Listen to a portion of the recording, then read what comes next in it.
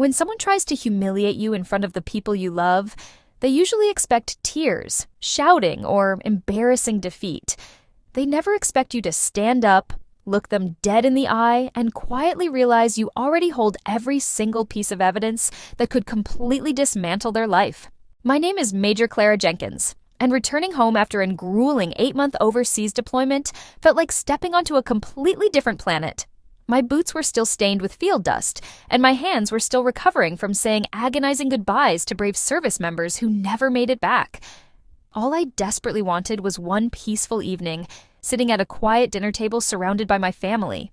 Instead of a warm welcome home, the moment I reached out to grab a chair, my stepmother yanked it backward with cruel precision right in front of everyone.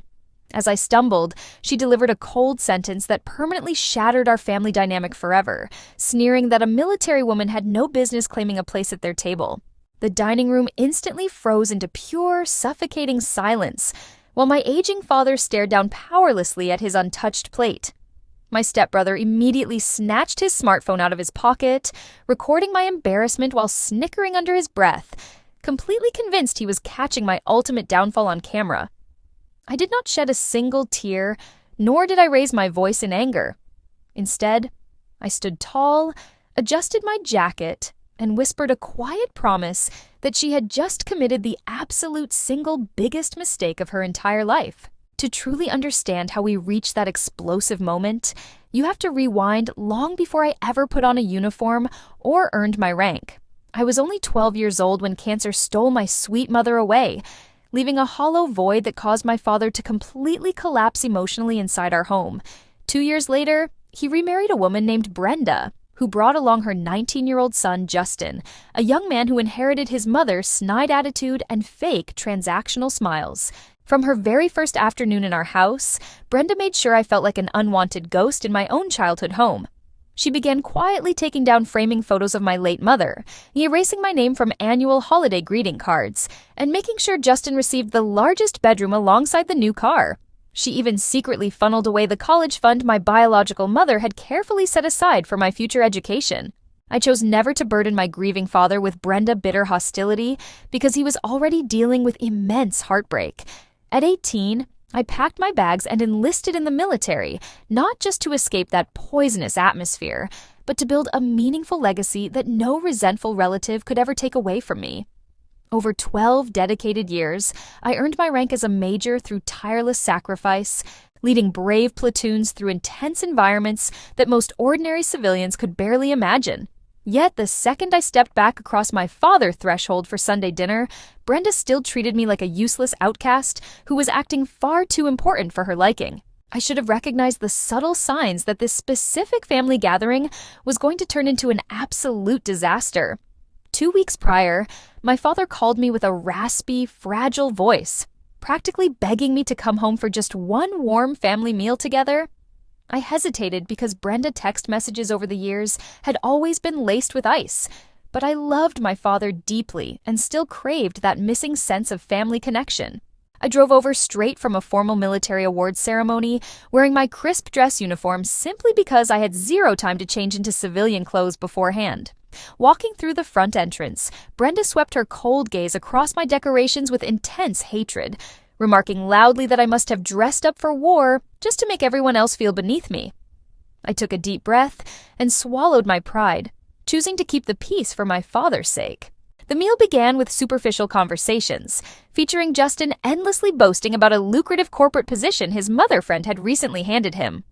My father remained unusually quiet, glancing at me with a soft, nervous expression that made my chest ache. Then came the sudden moment when I reached for my dining chair, only for Brenda to abruptly pull it away, causing the wooden legs to scrape harshly across the tile floor. She glared at me with absolute spite, commanding me to sit elsewhere or, better yet, remain standing like an servant. Silence fell over the room while my father closed his mouth tightly, completely paralyzed by 12 full years of domestic obedience and fear. Justin began recording with his phone, gleefully announcing that he was uploading the footage online so everyone could watch a high-ranking military officer get put in her proper place. A sharp, icy clarity suddenly washed over my mind, mirroring the exact tactical focus I felt right before leading high-stakes operations. I looked directly into Brenda's eyes, seeing over a decade of calculated spite, stolen moments, and quiet bullying staring back at me. Slowly straightening my military jacket, I allowed the heavy stillness to stretch through the room until Justin's uncomfortable laughter completely died away, before delivering my quiet warning with a calm smile. Brenda scoffed arrogantly, asking if I planned to deploy troops against her inside her own dining room. I did not bother arguing back, choosing instead to pull out my cell phone, send a brief one-word message to a private contact, and calmly take a seat in a different chair across the room. I advised her to finish her meal quietly because she was going to desperately need every bit of her strength for what was arriving tomorrow. What Brenda and Justin failed to realize was that 6 months prior, my father had secretly called me in tears to ask for my guidance. He had recently been diagnosed with early cardiac complications, and Brenda had taken total control over his personal, medical decisions while keeping the rest of us entirely in the dark. Suspecting subtle foul play, I hired a private specialist to review his private records, only to discover Brenda had spent months secretly transferring thousands of dollars out of his personal retirement accounts. She had even manipulated my father while he was heavily medicated after a procedure, tricking him into signing full legal power of attorney over to her. I had spent months quietly gathering bank statements, official legal affidavits, and securing the full cooperation of a financial advisor Brenda foolishly thought was loyal to her. My original intent had been to settle the matter discreetly behind closed doors to preserve my father's dignity, but her cruel stunt at the dinner table officially destroyed any remaining mercy I held. The single text message I dispatched from the dinner table went straight to my lead attorney, containing the single word tomorrow. Brenda assumed she had successfully humiliated a helpless stepdaughter who would suffer in silence, blissfully unaware that she had just ignited the fuse to her own destruction.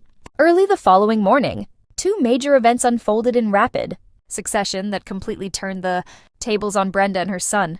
First, the recording Justin proudly posted online completely backfired when military veterans and furious strangers flooded his profile with harsh backlash. People were appalled by their disgusting behavior, forcing Justin to frantically delete the clip, while screenshots of his cruel comments swept across the internet. Second, I sat my father down at his kitchen table and laid out the terrifying paper trail, documenting Brenda, hidden financial theft, watching his face crumble as he realized the woman he trusted had been systematically robbing him was heartbreaking, but it was a reality he desperately needed to face.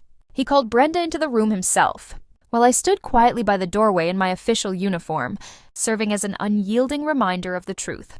Brenda cycled through shock, explosive rage, and utter panic as my father calmly announced that all joint bank accounts were officially frozen pending a full legal review. She turned to stare at me with pure venom, accusing me of orchestrating a master plan to destroy her life from the very beginning. I looked her dead in the eye and responded that she had handed me all the weapons herself, and I merely ensured the truth reached the light. Although my father chose not to pursue maximum criminal charges due to their lengthy history, Brenda was stripped of every account, lost her power of attorney, and was forced to pack her belongings and leave within the week. Justin's corporate job offer was promptly revoked after his employer discovered the viral outrage surrounding his behavior, leaving both him and his mother with nothing to show for their arrogance. In the weeks that followed, my father and I reconnected deeply, sharing tears as he sincerely apologized for standing by passively for so many years while Brenda made me feel worthless. I forgave him completely, realizing that harboring lingering bitter resentment would only keep me trapped in the painful memories of the past. Looking back at that night, pulling away my chair was never really about a seat at a dinner table, but rather a desperate attempt by a cruel person to maintain control over a life built on lies. When someone tries to make you feel small, it is usually because they are standing on a foundation of secrets they are terrified you will uncover. Never shrink down or beg for acceptance from those who treat you poorly, because standing tall in your truth is the most powerful victory you will ever achieve.